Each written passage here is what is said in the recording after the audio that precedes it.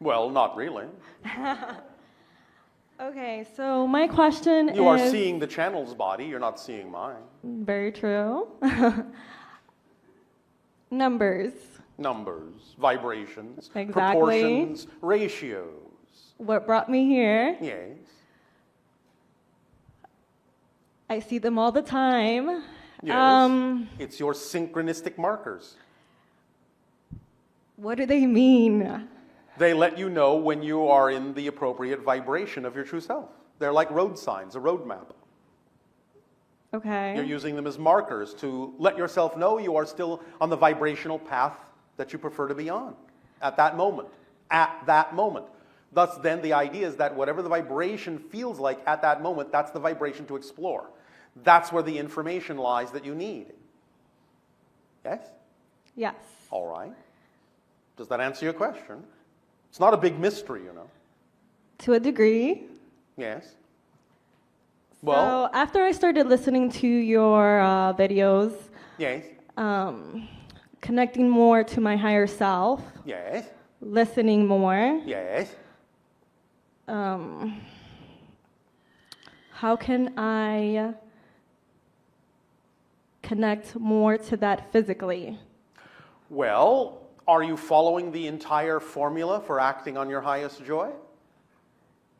I am, until I have that arrow in the unexpected direction. Then why isn't that included in the definition of your joy? Why is that made to be an exception?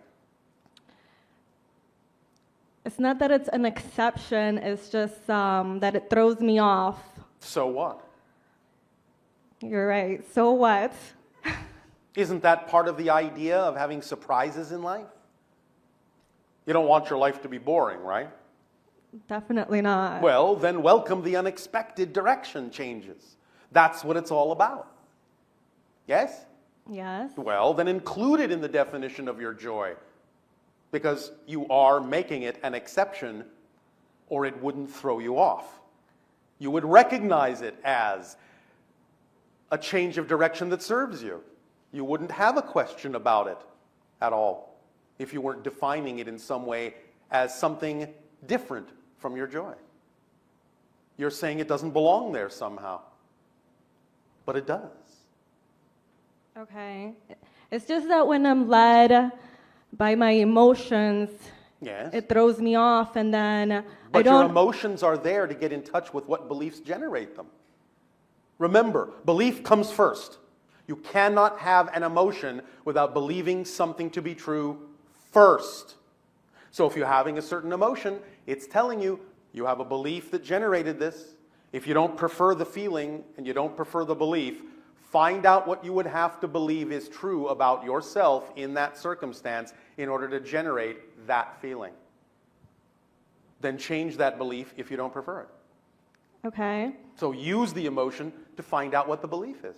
Okay, I've been working on that. Well, all right. Then how long will you continue to work on it as opposed to simply using it? I have used it. Now and then, yes, but obviously there are times when you don't, or we wouldn't be having this conversation. You're right. I know, that's why I said it. So it's only about the times you don't do that we're focused on, yes? Yes. So find out why you're making a difference between the times you use it and the times you don't. Because that's the only reason you don't use it all the time, is because in your definitional belief system, you're making a difference between this situation and that situation. Okay. Manifestation. Manifestation is simply the recognition, the ability to see, the ability to perceive what was heretofore invisible to you, but has always been here. Yes. And so? And so I visualize. Yes. And? To become that frequency. And? And it doesn't always happen. Congratulations. Remember when I asked you if you were using the entire formula of excitement? You said yes, right. But you just said no. Okay. Do you remember the entire formula? That This goes for visualization as well. Would you like us to repeat it? Yes. Is everyone paying attention? Yes. Act on your highest excitement, every moment that you can, to the best of your ability, taking it as far as you can until you can take it no further. Are you paying attention? Yes. With zero assumption, insistence, or expectation as to what the outcome ought to be. Zero. How do you let go of those expectations? I'll tell you, thank you. You let go of the expectations by understanding that whatever your physical mind is capable of expecting or whatever your physical mind is capable of visualizing as an outcome falls way short of what your higher mind could actually bring to you. So when you understand that by simply adhering and insisting on the physical mind's interpretation that you're actually limiting the outcome, maybe then you'll stop doing that. I'll keep telling myself that. When you believe it, things will change. I believe it. Then things will change. Not because you need them to. Remember, you have to decide to be happy for its own sake. You can't decide to be happy because you'll get this if you do. That's called expecting an outcome. That's called putting a condition on it. You're happy because that's the state you prefer, and you don't care what happens. Because whatever happens, by definition, when you're in a positive state, must still serve you in a positive way. So it doesn't matter what happens. Because you understand that the true proof of change is not that the outside world changes. The true proof of change is that you respond differently even if the outside world stays the same. That's how you prove you've changed. And when you prove you have changed, then the outside world knows it's true and will reflect the change. But if you change in order to get the outside effect, you haven't changed because you're still doing it externally instead of internally. And therefore, if you're still doing it with the condition that if you change, the outside must change, the outside reflection knows you haven't changed, and therefore it doesn't. Okay, can you recap? Just to the part where you're saying that you have to change for yourself and not for the expectation. There is no other reason to be happy other than that's the state you prefer. Okay. Don't create any other reason. Okay. And when you don't create other reasons, then everything that is reflective of that happiness will appear in your life. But not because you need it to, because you don't care, because you have simply chosen to be happy for no other reason than that's what you prefer. Okay, I It's have again it. No, like the no. idea of looking in a mirror and seeing your reflection frown. If you sit there and go, I will smile when you smile first, you're going to be standing there for a long, long, long time. But if you say to the reflection, you know what, I don't care if you smile back, I'm going to smile because that's what I prefer. Well, then what happens in the reflection? It smiles back because it doesn't have a choice but to reflect what you truly are for its own sake. Not because you need the reflection to smile back, just because you feel like smiling. Yes? Yes. Does that help you? Yes. Thank you. Okay, lucidity and dreams. Dreams. Yes, dreams. What about them? Okay, is there a permission slip to gain more lucidity into my dreams? Absolutely. Tell me. Well, there are many ways to go about it. One technology permission slip that has now been invented on your planet is what is called an REM mask. You wear it while you're sleeping.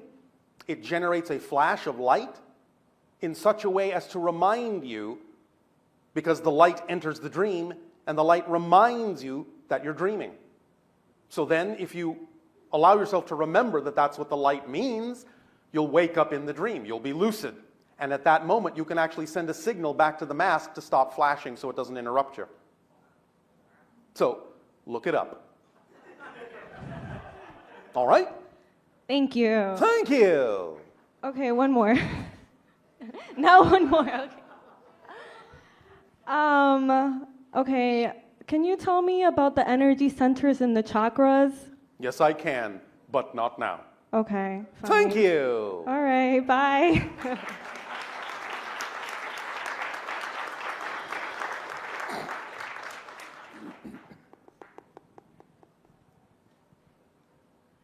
Hello, Bashar. And you good day. So earlier this year, I had the experience where I was laying in my bed Oh, how exciting.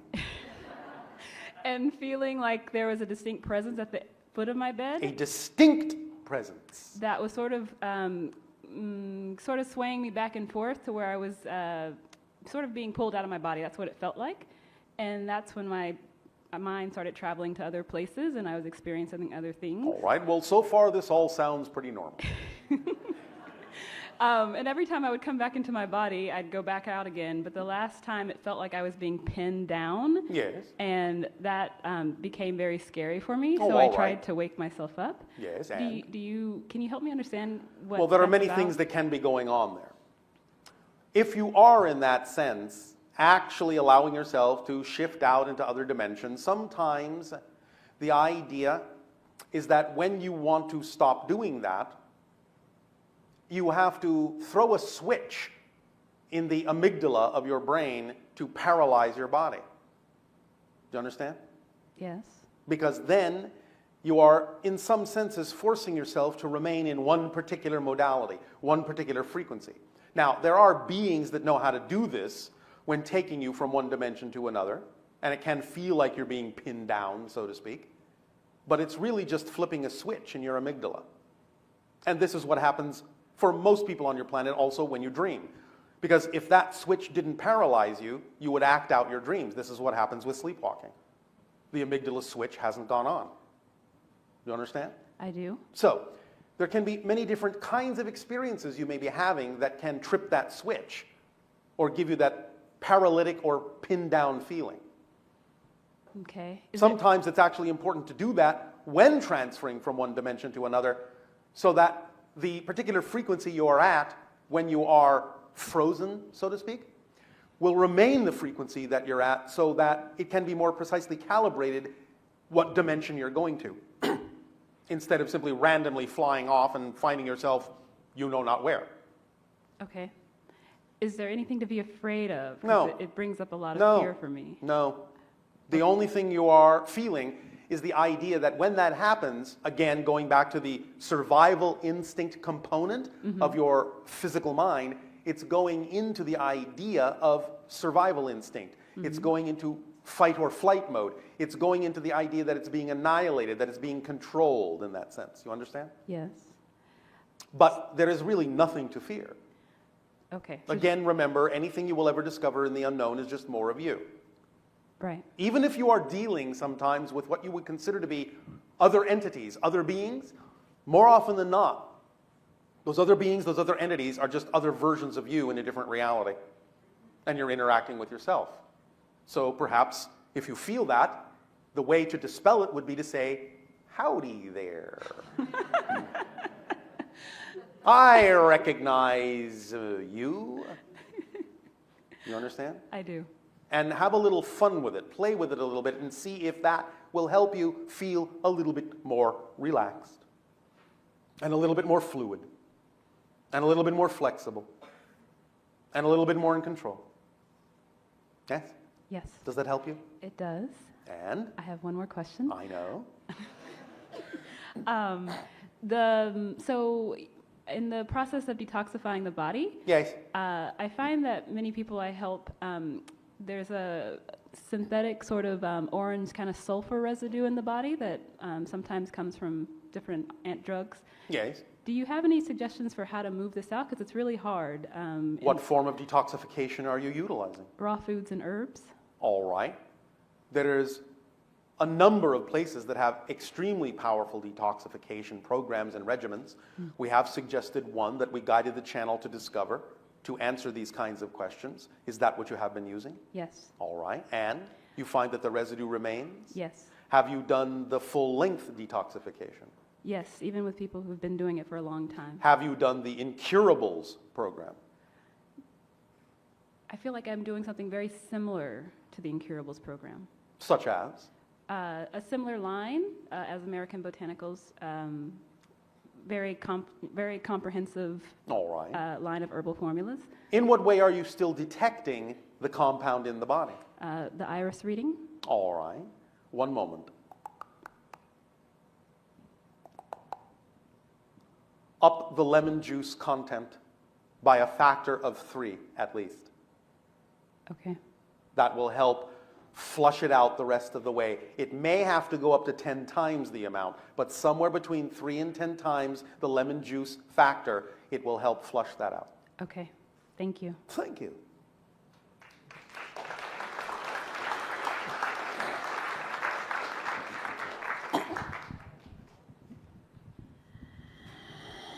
Hello, Bashar. And to you, good day.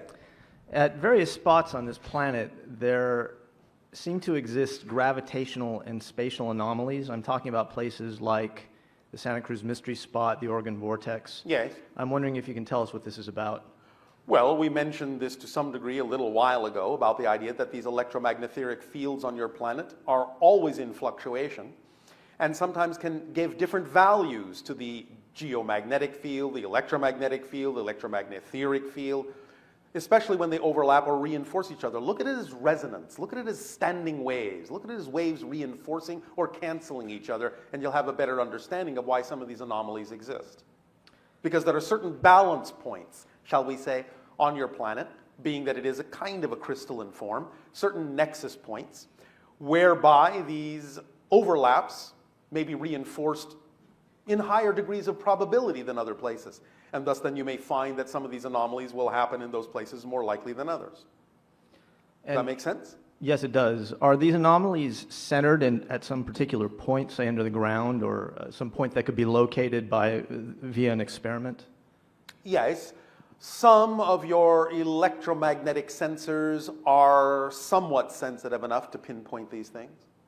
And can you tell us a little bit more about specifically the phenomena that are occurring in these spots? There seems to be an anti-gravity phenomenon, and some people claim they're time shift phenomena as well. Well, in a sense there are, but remember, time shift phenomenology isn't really anything more than shifting by a greater degree to a parallel reality that's coexistent. Because there really is no such thing as time travel, because everything exists at once. So even when you think you're going into your past, it isn't your past. It's simply another parallel reality that looks like your past. Okay. Does that answer the first part? Yes, it does. All right. Yes, it does. And again, the idea is that there will be shifts in all of these ways. These portals, some of them are stronger than others, some of them are more connected to other dimensions than others. One very strong portal on your planet is that which you refer to as the Bermuda Triangle. The idea here is that it is a great overlap portal, multidimensional overlap portal. And many different kinds of things can find their way through it. Those that know how to utilize it, those that know how to set up a resonance field in order to utilize it, can navigate in it to different dimensions. Those that may simply have the experience of happening to match a certain resonant frequency within the overall chords or tones of that field may simply find themselves shifted to another dimension without knowing how they got there or how to get back. Some of this can sometimes seem like time displacement. Some of it can sometimes seem like anti-gravity, levitational displacement. Sometimes it can seem like a few other kinds of things as well. I see. So you're saying it's a sort of dimensional shift that can appear to manifest in various ways. Yes, because there are always dimensional overlaps. And it depends upon the resonance and the overlapping harmonics of the different kinds of energy fields that determines exactly how that portal is experienced. It's like a switching track in a sense.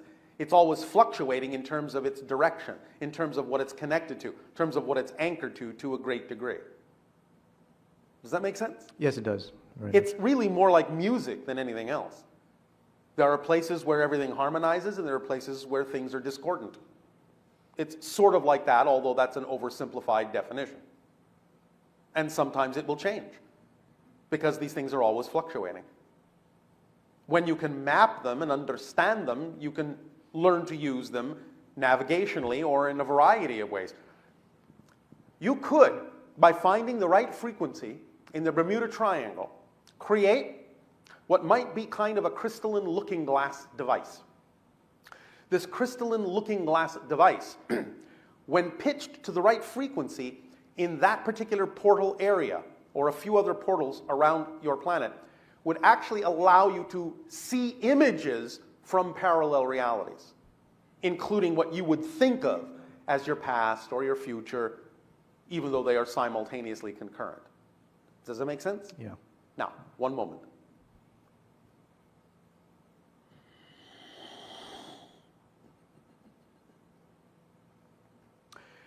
There will be a number of overlapping frequencies that would be required to be infused into this crystalline form in order for it to function that way, in order for it to randomly key itself into the vibrational resonance patterns of that portal in such a manner as to be guided or directed in the way that we are speaking of. You can begin with the earth vibration, not only of 7.5 to 7.8 cycles per second, but also the vibration of C sharp. And if you begin to explore there and have sensitive enough equipment with the right constitution of crystal window, and maybe even what you would call the liquid crystal windows, so to speak, might be capable of doing this if you fluctuate them at the right frequency, you'll begin to see forms forming, shadows forming in these windows at the proper pitch, at the proper resonance, that will be indications of consciousness expressing itself in other dimensions. Does this make sense to you? Yeah. Does this help you? Yes. May I ask a related question? Yes. In Peru, there are various artifacts that appear to be gateways carved in blocks of solid stone. Yes. Can you tell us what these are about? Well, there are different types. Some of them were to some degree what we're talking about, but in a different way. These gateways, when carved in a certain proportion, out of a certain mineral, contained a certain resonance that allowed people who knew how to match that frequency to be able to become what you would call clairvoyant, to see into other realities. Clairsentient. Does this make sense to you? Yes. So in that sense, it was a similar idea, but it happened within the person, not within a device, other than the fact that the doorway itself surrounded them. Does that make sense? Yes. Does that help you? It does. May I ask, what is there a particular modality that one could use to activate one of these devices? If the device, you're talking about the doorways? Yes. If the device is still intact, or can be made to be intact, or a new device, a new doorway carved that contains all of the proper proportions and ratios, then again the idea of meditation in that space and also aligning with the gamma frequency can perhaps begin this process again. At the same time, there is another such device referred to in your language as the psychomantium. Are you familiar with this? No, I'm not. The psychomantium, in a sense, allows you to peer into the etheric realm of spirit, or to train you to become more sensitive to it, sitting in a room, perhaps a small room or a small space, with a mirror pointing at a blank wall so that you see nothing in the mirror at all but the blank wall. Not your reflection, not anything else. And having no light but a single candle. And then just gazing into the mirror.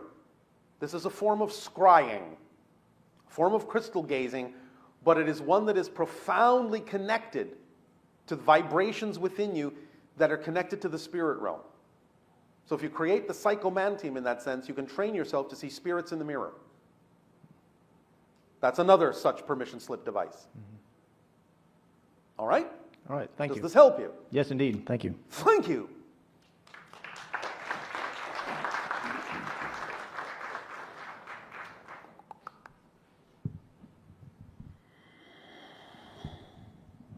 Gracias. Hello, Bashar. And you good day. Good day to you too. I have a couple questions. Yes. One of them is related with today's topic, the parallelogram. Yes. After I heard your speech, your explanation. I thought I understood. Then I was at the table having lunch with another friend. Yes. And then I realized that I was more confused than before. Oh, congratulations. Welcome to the team. Oh. So I'm going to tell you what kind of understood, and please help me to understand better. Or you could simply tell us what you're confused about. Well, it works both ways. All right. Okay, good. What I understood is this. It's some sort of a parallel life that works together and everything happened at the same time. And somehow we are at the center of it. And by the fact of focusing on something, we can shift that reality. And by that fact, instead of being parallel, then they intersect somewhere in the line. I understand how you're describing this, but that doesn't negate the fact that there's still parallel realities. It's more like the idea that your consciousness shifts to another parallel reality. The consciousness itself is the intersection, not the parallel realities themselves. Oh, that makes more sense. So Yes, then it the does. parallel part is not outside of us. It's more like, let's call it inside of structure it. never changes. Your perspective of it changes, and the perspective shift is the intersection between the parallel realities. Parallel realities themselves never intersect. They always are parallel. So if following that thought, if I am living this kind of a parallel reality, I'm going to be living in a linear way the next, like 1 year from now, another parallel reality. So in both times, let's call it like that, in both times, I am living the same parallel reality. No, and it's me, and the same no. consciousness. No, you're Great. not living the same parallel reality billions of times per second. You're shifting. Parallel reality, parallel reality, parallel reality, parallel reality, billions of times per second. That's what creates the side effect you call time and space, is that your consciousness is shifting through all those parallel realities, which are each frozen like a snapshot. There's no movement, no time, no space, no experience in any parallel reality. It's what you're doing by shifting your consciousness through a series of parallel realities that creates the idea of a parallel reality timeline. But you're actually going like this. Even though it seems like you're going like this, you're actually going like this.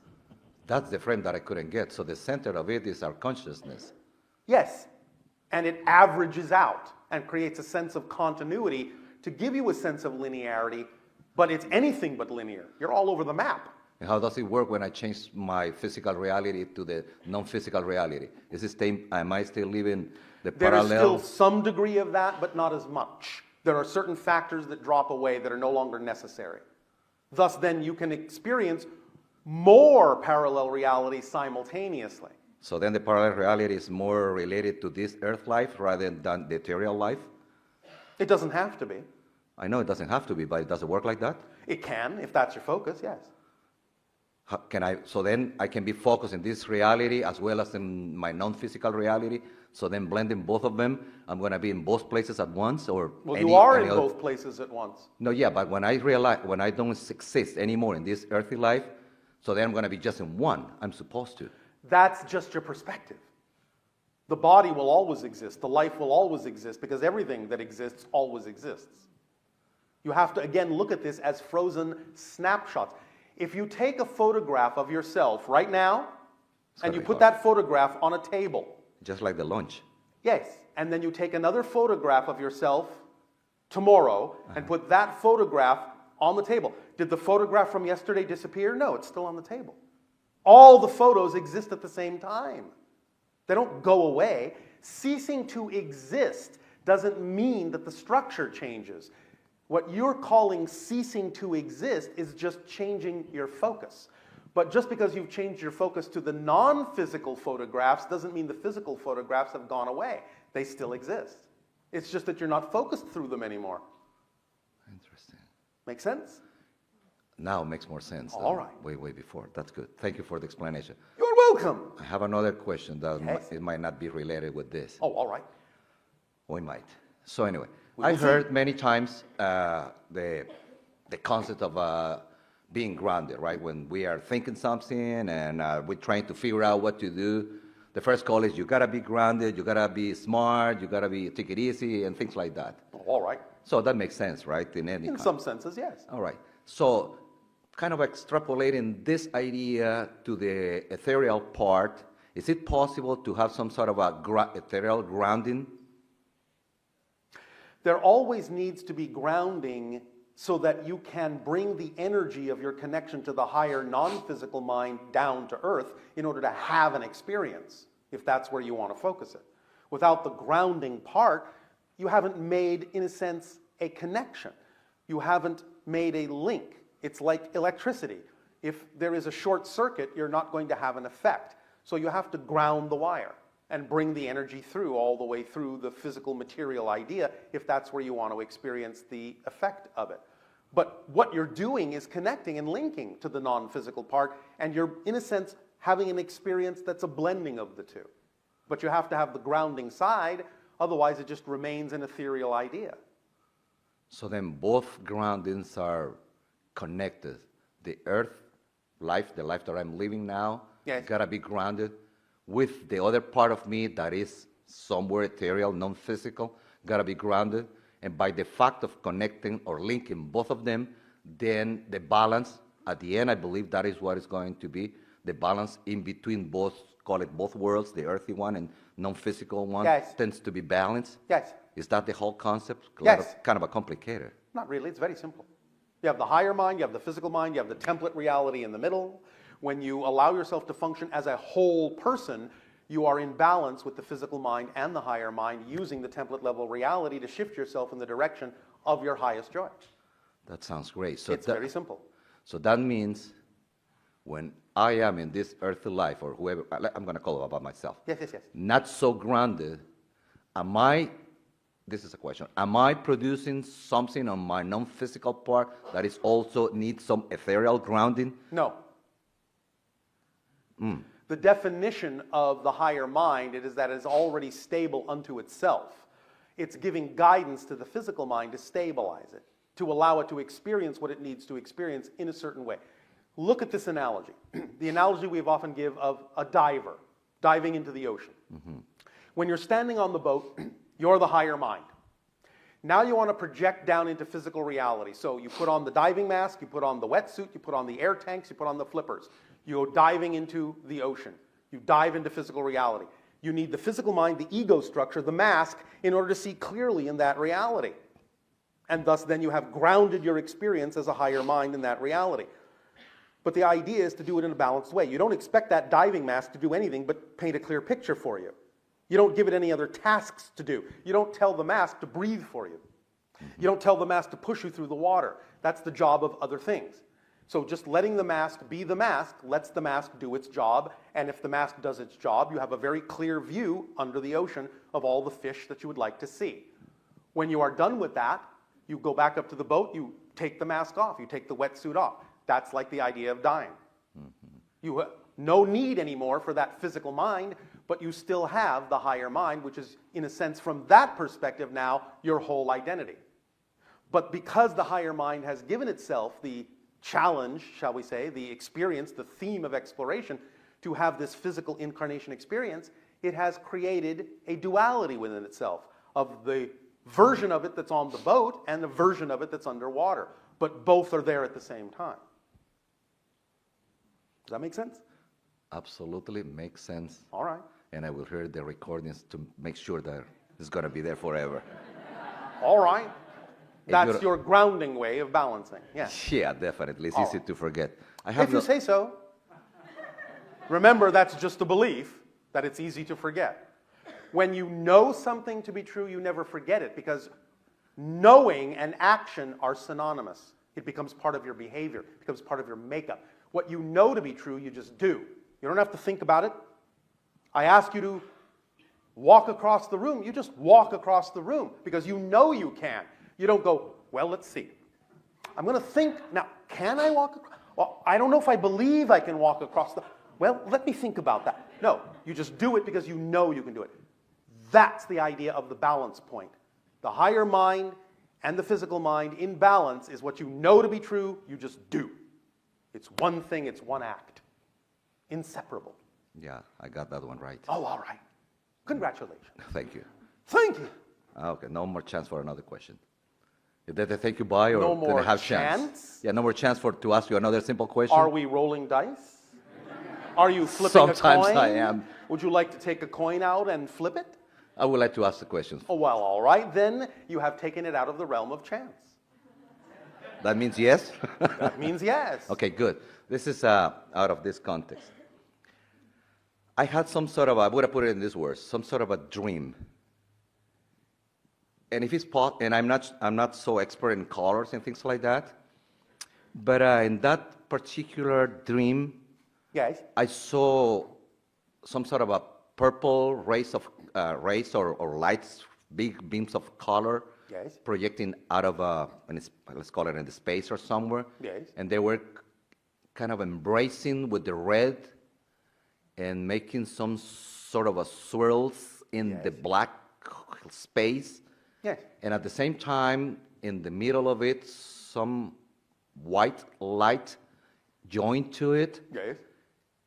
And it's kind of a confusing dream. And in the middle of it, I saw more like the birth of the planet. Yes. And it was the blending of not exactly, the color was the projection of the huge, giant amount of energy. Yes. And the result of it was the planet. Yes. I know it was a dream, but Well, the that dream can be is simply possible? a memory of an experience on another level. So what you were experiencing was what you might call the etheric level and the causal level. The idea that everything that happens in physical reality has to have an energy version first, an energy template first. So you were looking at the pure raw energy states, the vibrational states that ultimately manifested in the physical template of your physical reality, of the planet. thank you, Bashar. Thank you. Pleasant dreams.